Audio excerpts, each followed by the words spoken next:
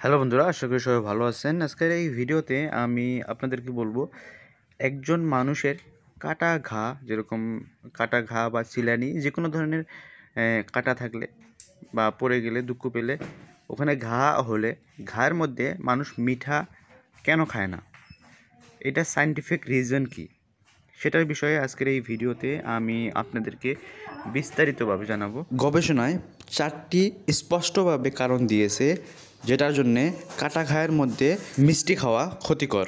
এই কারণগুলো বলার আগে আমি আপনাদেরকে রিকোয়েস্ট করতে চাই, ভিডিওটা ভালো লাগলে প্লিজ লাইক করবেন একটা, আর আপনাদের এই চ্যানেলটা সাবস্ক্রাইব করে রাখবেন। প্রথম কারণটা হলো রক্তে শর্করার মাত্রা বৃদ্ধি পাওয়া।